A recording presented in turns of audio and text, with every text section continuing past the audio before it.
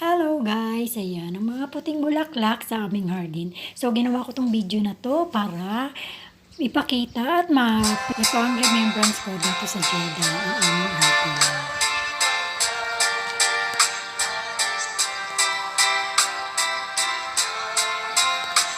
Tulungan mo ako, turuan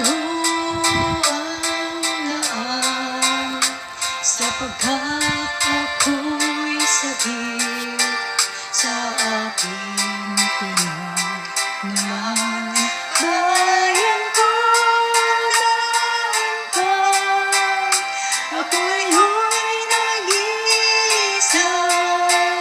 Nais kong magbalik sa iyong bayan ko. Patawarin mo ako kung ako'y nagkamali sa landas na aking tinahan.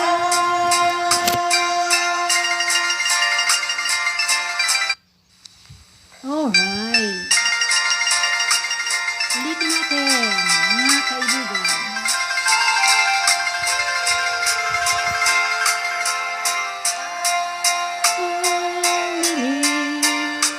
Ako ay nakatanaw ng ilaw na kay tanaw.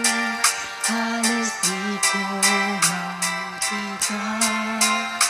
Tulungan mo ako, ituro ang daan sapagkat ako'y sagip sa aking pinagmulan.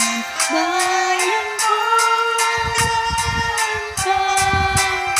ako'y nag-iisa.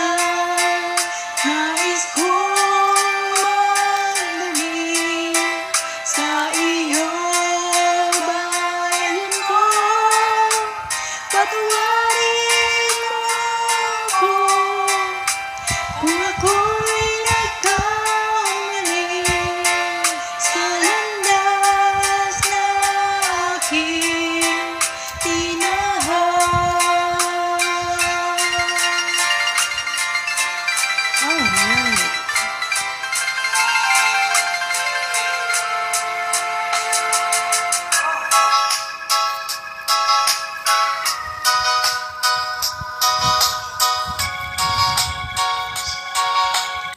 Alright.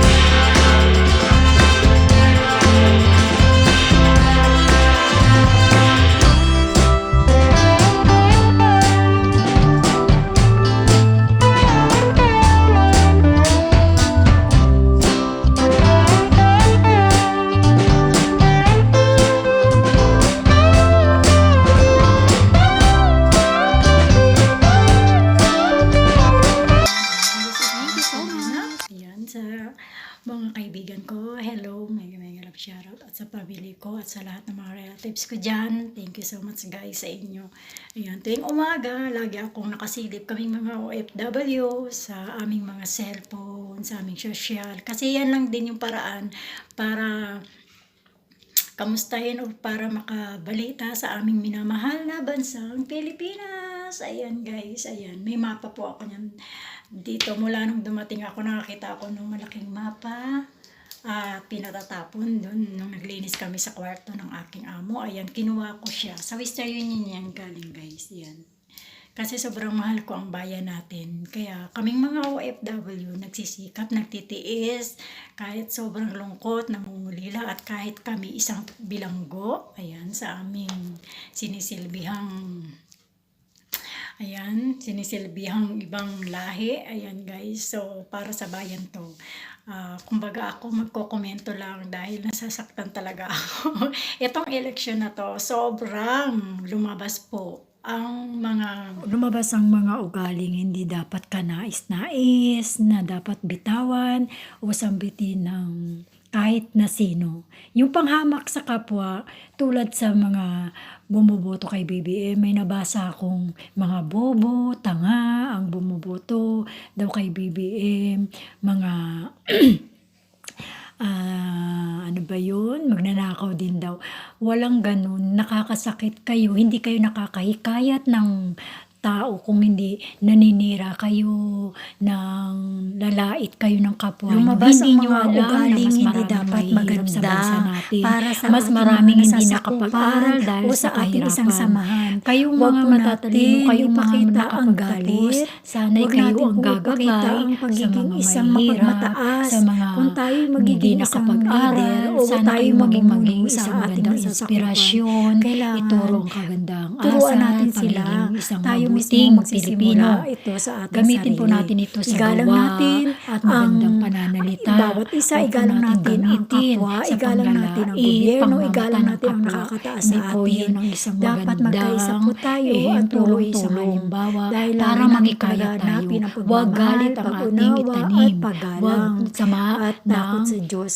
ugali ang ito lang ating yung ipakita masasabi ko. sa ating sambayanang Pilipino. Huwag na dahil huwag ang tayong tunay na magsasalita Pilipino ng ay masama para hindi rin mapagmahal, tayo makatanggap matulungin, ng masama. may respeto Dahil sa kapwa kung ano at ang sa minsan Diyos, kung ano ang sa binabato natin, batas, minsan may may balik respeto din sa sa nakakataas. atin. Yun Ito po ay ang nais nakakasama.